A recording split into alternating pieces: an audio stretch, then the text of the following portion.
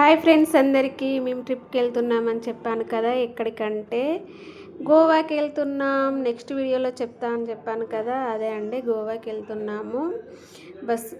బస్కి వెళ్తున్నాము.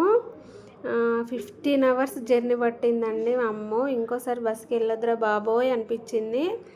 చాలా విసుగొచ్చేసింది. మధ్యలో అలా డిన్నర్ టైంకి బస్ అక్కడ కొద్దిసేపు ఆపేశారు. అక్కడ తిందాం అనుకుంటే మహారాష్ట్ర బార్డర్లో అసలు ఫుడ్ బాగాలేదు.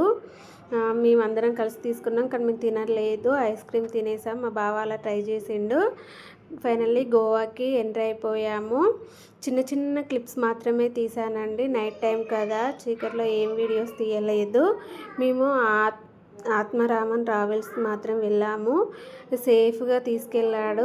చాలా ఫైనల్లీ హ్యాపీ. ఎందుకంటే ప్రైవేట్ బస్సులు ఈ మధ్యలో కొంచెం ఎక్కువ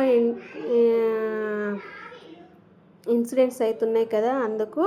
మేము వెళ్ళేది కోలం బీచ్ కండి. ఆ రోడ్డు మాత్రం చాలా ఘాట్ రోడ్ అండి. వెళ్ళేటప్పుడు చూడండి, మేము మాత్రం ఉయ్యాలూగినట్టే ఊగుతున్నాము. ఆ రోడ్డు మాత్రం చాలా ఘోరంగా ఉంది. ఒకసారి మీరు కూడా చూసేయండి. ఆ రోడ్లో వెహికల్స్ వెళ్ళేటివి మాత్రం ఓన్లీ తుఫాన్ వెహికల్ మాత్రమే వెళ్తుంది. అది ఒక 2 kilometers అది ఉంటుందండి. ఘాట్ రోడ్ చాలా ఘోరంగా భయంగా అనిపించింది కూడా. మేము సౌత్ గోవాలో కోలం బీచ్కి వెళ్ళామండి. అక్కడ వ్యూ చాలా బాగుంది. మేము అక్కడ రిసార్ట్ కూడా తీసుకున్నాము. అంత భయపడుకుంటే జర్నీ చేసుకుంటూ వెళ్ళాం, కానీ అక్కడ మాత్రం వ్యూ చాలా బాగుంది. ఈ చిన్న క్లిప్ ఇలా తీసి ఇలా యాడ్ చేశానండి. అక్కడికి వెళ్ళాక వ్యూ అలలు చూస్తుంటే చాలా అంటే చాలా ఎంజాయ్ చేశారు మా పిల్లలు. మేము కూడా ఫైనల్లీ ఫుల్ ఎంజాయ్ చేశాము. 1 day అక్కడే స్పెండ్ చేశాము.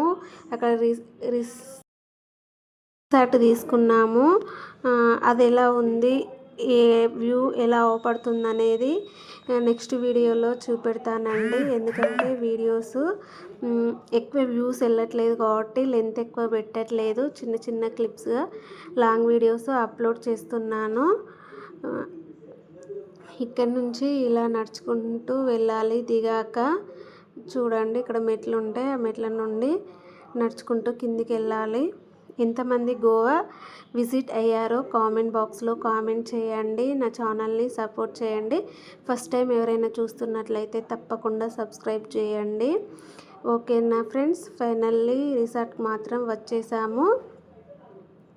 అక్కడ 1 day స్పెండ్ చేసాము. ఆ రూమ్ ఎలా, రిసార్ట్ ఎలా ఉంది, మనకి వ్యూ ఎలా అవపడుతుంది ఏంటనేది నెక్స్ట్ వీడియోలో చూపెడతానండి. ఓకేనా ఫ్రెండ్స్,